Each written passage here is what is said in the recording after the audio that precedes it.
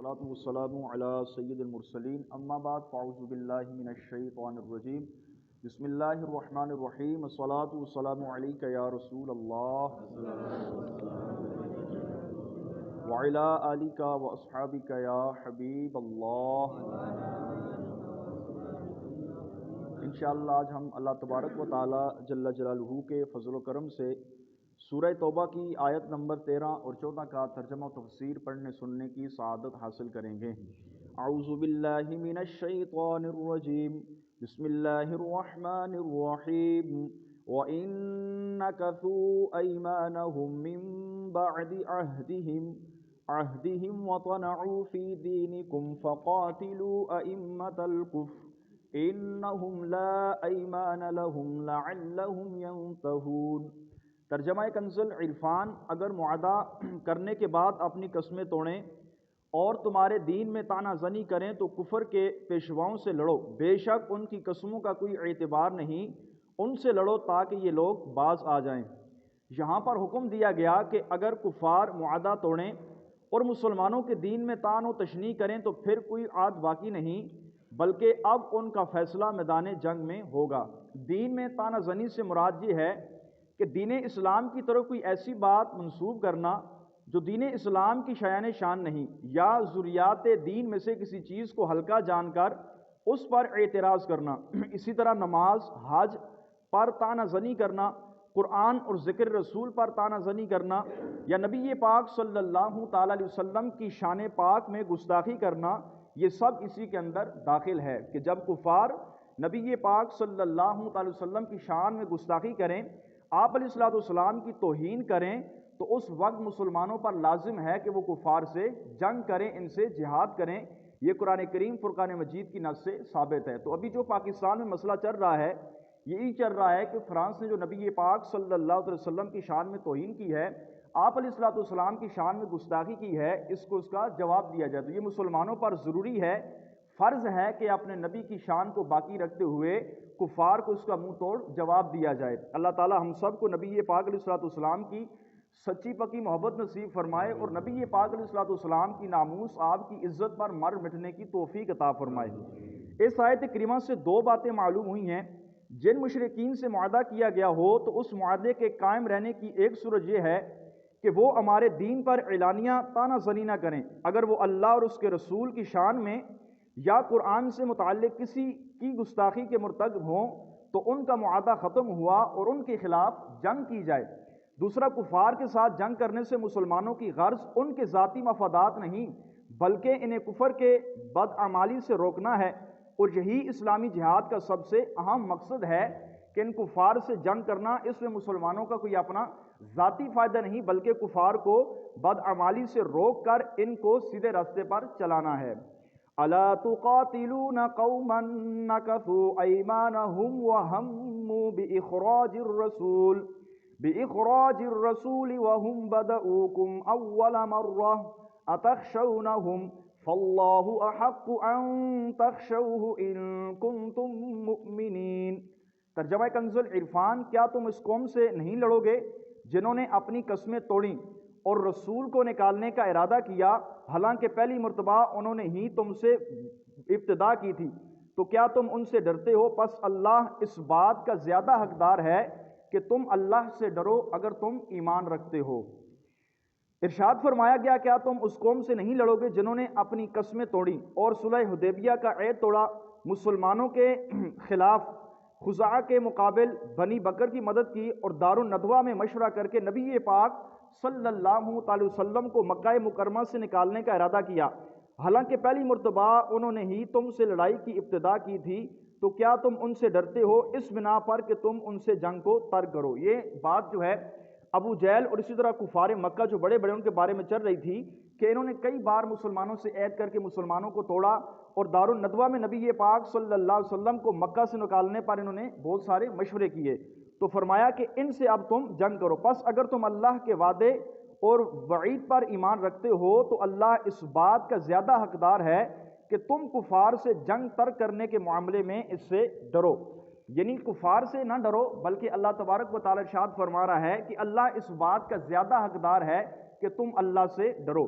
اس سے معلوم ہوا کہ نبی پاک صلی اللہ تعالی وسلم کی توہین و ایذاء مسلمانوں سے عید شکنی، شر و فساد کی ابتدا کرنا کفار کی وہ غلطی ہے جس کی سزا ان کو ملنی چاہیے کہ نبی پاک صلی اللہ علیہ وسلم کی شان میں جب دارالندوہ کے اندر انہوں نے اتنی توہین کی تھی، یہ بات کفار نے آپس میں مشورہ کیا تھا کہ نبی پاک صلی اللہ علیہ وسلم کو مکے سے کس طریقے سے نکالا جائے، تو اس پر فرمایا کہ اب تم ان سے جنگ کرو۔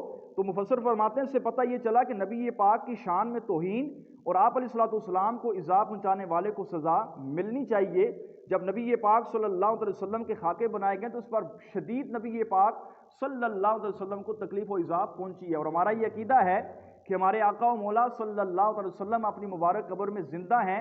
آپ علیہ الصلوۃ والسلام اسی طرح ساری کائنات کو دیکھ رہے ہیں جس طرح آپ علیہ الصلوۃ والسلام اپنی ظاہری حیات مبارکہ میں دیکھا کرتے تھے۔ حدیث پاک ہے، 2 حدیث میں آپ کو سناتا ہوں۔ نبی پاک صلی اللہ علیہ وسلم نے ارشاد فرمایا میرے صحابہ جس طرح تم اپنے ہاتھ کی تھیلی کو دیکھتے ہو، فرمایا میں اپنی قبر انور کے اندر بیٹھ کر اس طرح پوری کائنات کو دیکھتا ہوں۔ پھر دوسری حدیث پاک آپ علیہ الصلوۃ والسلام نے ارشاد فرمایا ان اللہ تعالی حرم علی الارض ان تاکل اجساد الانبیاء فنبی اللہ حی یرزقون۔ آپ علیہ الصلوۃ والسلام نے ارشاد فرمایا اللہ تبارک و تعالیٰ نے زمین پر اس بات کو حرام کر دیا ہے کہ وہ نبیوں کے جسموں کو کھائے۔ فرمایا اللہ کے نبی زندہ ہوتے ہیں، اللہ کے ہاں انہیں رزق دیا جاتا ہے۔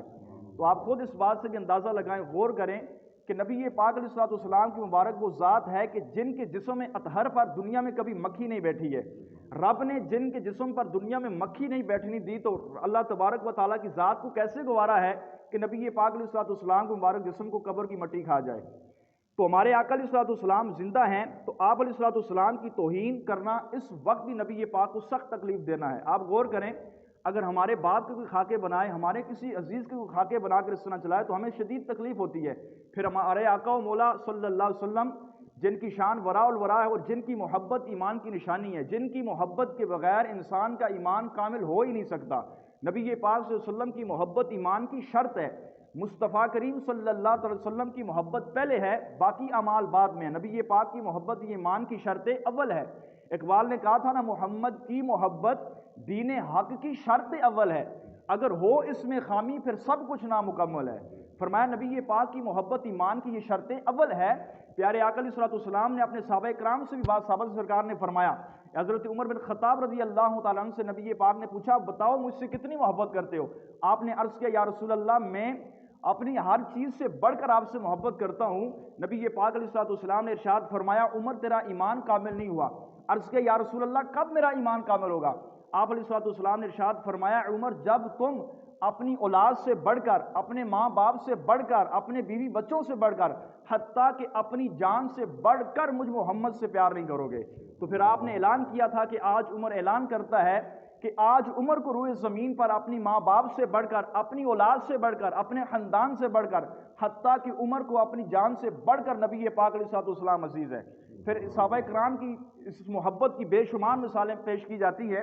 حضرت ابو بکر صدیق رضی اللہ تعالی عنہ کے بارے میں آتا ہے کہ جب ہجرت کی رات آپ علیہ الصلوۃ والسلام کو لے کر چل رہے تھے تو صدیق اکبر کبھی نبی پاک کے آگے ہوتے ہیں، کبھی سرکار کے پیچھے آ جاتے ہیں، کبھی دائیں چلتے ہیں، کبھی بائیں چلتے ہیں۔ سرکار دو عالم صلی اللہ علیہ وسلم نے جب یہ معاملہ دیکھا تو آپ علیہ الصلوۃ والسلام نے ارشاد فرمایا ابو بکر کیا معاملہ ہے؟ کبھی تم میرے آگے چلتے ہو، کبھی پیچھے ہوتے ہو، کبھی دائیں ہو جاتے ہو، کبھی بائیں ہو جاتے ہو۔ عرض کیا یا رسول اللہ جب میں آپ کے آگے چلتا ہوں میرے ذہن میں یہ خیال آتا ہے کہ پیچھے سے کوئی آپ پہ حملہ نہ کر دے، یا رسول اللہ میں پیچھے ہو جاتا ہوں۔ جب آگے جاتا ہوں پھر ذہن میں یہ خیال آتا ہے جب پیچھے چلتا ہوں کوئی آگے سے آپ پہ حملہ نہ کر دے، یا رسول اللہ میں آپ کے آگے ہو جاتا ہوں۔ پھر جب آگے چلتا ہوں ذہن میں بات آتی ہے ابو بکر کوئی دائیں سے تیرے نبی پہ حملہ نہ کر دے، یا رسول اللہ میں آپ کی دائیں سائڈ ہو جاتا ہوں۔ جب ادھر ہوتا ہوں پھر دل کو چین نہیں آتا، ذہن میں خیال آتا ہے ابو بکر کوئی بائیں جانب سے تیرے نبی پہ حملہ نہ کر دے، یا رسول اللہ میں آپ کی بائیں جانب ہو جاتا ہوں۔ تو یہ نبی پاک صلی اللہ علیہ وسلم سے صحابہ کرام کی محبت تھی، اور یہ وہ محبت تھی جو صحابہ کرام نے جس کا حق ادا کیا ہے۔ حضرت سیدنا ابی وقاص رضی اللہ تعالیٰ عنہ کے بارے میں آتا ہے کہ نبی پاک علیہ الصلوۃ والسلام میں جب ایک جنگ میں نبی پاک کے ساتھ گئے تھے تو سرکار دو عالم علیہ الصلوۃ والسلام کے آگے کھڑے ہو کر انہوں نے اتنے تیر کھائے تھے کہ ان کے جسم کے اندر علماء نے لکھا ہے کوئی جگہ ایسی باقی نہیں رہی تھی جس پر تیر کا نشان باقی نہ ہو۔ تو پھر وہاں سرکار دو عالم صلی اللہ علیہ وسلم نے ان کو دعا عطا فرمائی تھی۔ آپ علیہ الصلوۃ والسلام نے ارشاد فرمایا میرے ماں باپ آپ پر قربان ہو جائیں۔ تو یہ نبی پاک صلی اللہ علیہ وسلم کی محبت ہے جو مسلمانوں کے دلوں میں باقی ہے اور قیامت تک کے لیے باقی رہے گی۔ اور مسلمان ایک بد عمل ہو سکتا ہے، نیکیوں میں کمی ہو سکتی ہے اس کی، لیکن محبت مصطفیٰ میں کمی اس کی نہیں ہو سکتی۔ اللہ تبارک و تعالیٰ جل جلالہ کی بارگاہ میں دعا ہے، اللہ تعالیٰ ہم سب کو نبی پاک صلی اللہ تعالی وسلم کی سچی پکی محبت نصیب فرمائے۔ قرآن کریم فرقان مجید کی مذکورہ بالا آیات کریمہ پر اللہ تعالیٰ ہم سب کو عمل کی توفیق عطا فرمائے۔